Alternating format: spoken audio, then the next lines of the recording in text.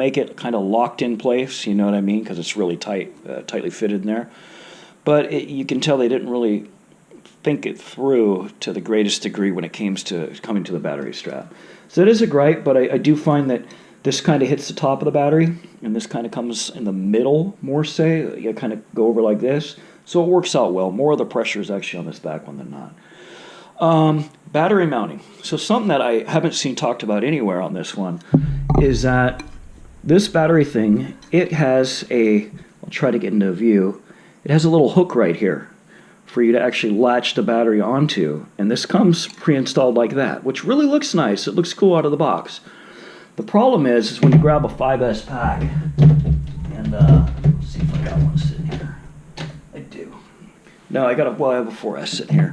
When you grab your packs, and you go to put them on here, there is nowhere to feasibly route this without it getting in the way of a prop strike. Speaking of which, this is a victim of a prop strike. It happened on this bird flying it. So what I've done is I've actually disconnected this from here, just let it hang and dongle. I go back down the bottom side, and I've been mounting my battery sideways like this with the top cables up.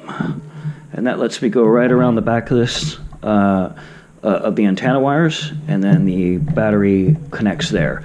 So prior to figuring out this best way, believe me, I've tried everything. I tried going forward like this. I didn't want to mount bottom. The whole point of me wanting a freestyle rig is I can start flying top mount batteries. I tried like this. I tried coming up with a side mount solution to just stay out of these props, because if you look, they're a lot higher up than on a typical quad. You know, your arms are up there to match the top plate, which is not typical. Normally they're way down here, so they're out of your way. So when you do have the Elegant, keep that in mind if you do get it. Battery wire management is a thing. You really got to take a little bit of extra time in routing it, you know, checking those props real quick, or else you will end up with one of these. So of my two, which one do I fly the most? And anything else about this? Now the motors are great. The flight characteristics are great.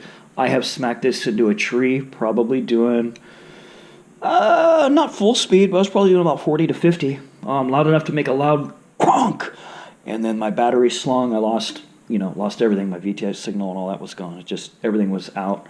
And I smacked into a tree coming out of a hard turn. And I hit it full on and broke both the front props, replaced those.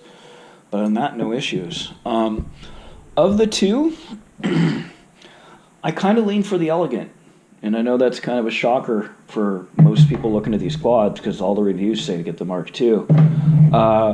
I think the Elegant is a little bit better all-around flyer, yet less to do in beta flight. You do got to kind of really mess around with the PIDs for 5S on this. I think the 2306s handle the 5S and 4S variance and voltage and the amperage a little bit better maybe than the 2207s. The other thing I like is I really just kind of like the looks of this one as well, a little bit more. And I like the fact that everything is more enclosed. So like I throw this in a low pro bag, and I like to just toss my stuff around a lot. You'll notice here, you don't have much that's exposed anywhere. They put these cheesy side plates on, which I actually like. It's just more compacted in together. It's not open like the Mark II. The Mark II, I'm afraid, I'm getting into trees and straggle. You look in there, you've got a lot of wires. There's a lot of routing going on, and they did a fairly clean build. I think it could be better, but I mean, it's fairly clean, but it just doesn't seem quite as clean as the Elegant. I mean, if you look in there, and I'm trying to do that, but I'm sure the lighting sucks, and it's not going to come through. It just seems a little more polished. They're both great birds. You can't go wrong either one. And you're probably wondering, okay, well, and it really comes down to personal preference, because if you do take a little time to PID tune, you'll get this flying just as good as this one, just as easy. And if you have an allotment of 4S batteries, if that's what you're looking to do, Mark II. Yeah, Mark II on 4S is just killer. I mean, if you're looking to just fly 4S, there you go. I'm being open-minded and want the 5S experience because it's new to me. So that's why I'm recently kind of leaning on the Elegant. So how does it compare to, like, these two, the Copus 1 and, let's say, the good old Hawk 5?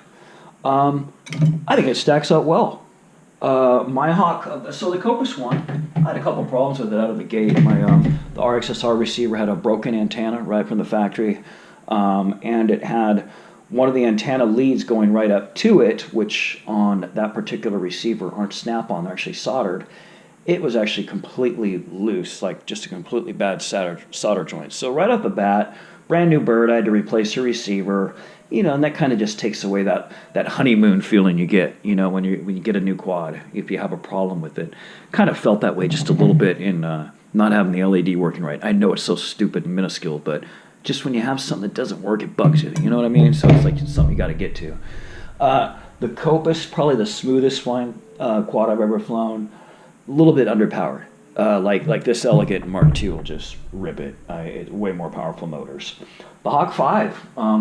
I love the Hawk 5. If I had to pick any one of these four, even though it doesn't have smart audio, which completely sucks, and the fact my VTX button broke off like the second day I owned it, so I'm stuck on Fat Shark 1 at 25 milliwatts. Other than that gripe, it is really tough to beat the Hawk 5. So, I mean, it is an awesome bird. But if you're, so all around, I would still probably pick the Hawk 5. It's probably even gotten a little bit cheaper.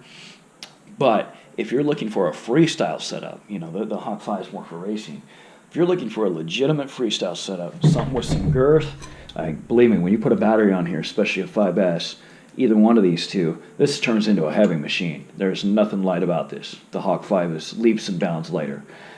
But if you're looking for a freestyle bird, something that's going to take a beating, I really recommend both these quads. I think it's right there with the Hawk 5 and the Holy Bro Copus as far as flight characteristics. In fact, I put my rates to be the same on all four, even though I do actually usually have higher rates on the Hawk 5. I like it because it's a very agile bird. But I put them all on there, and I'll tell you what, they all fly very similar. I mean, these quads are so locked in.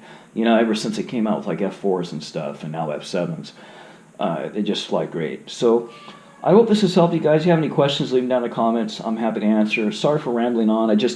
I've seen reviews of this, and then I've seen reviews of this, and I see a lot of people in comments saying, which one? Do I get the Elegant or the Mark II? The Mark II or the Elegant? And I'm telling you right now, you can't go wrong either way. 4S, Mark II.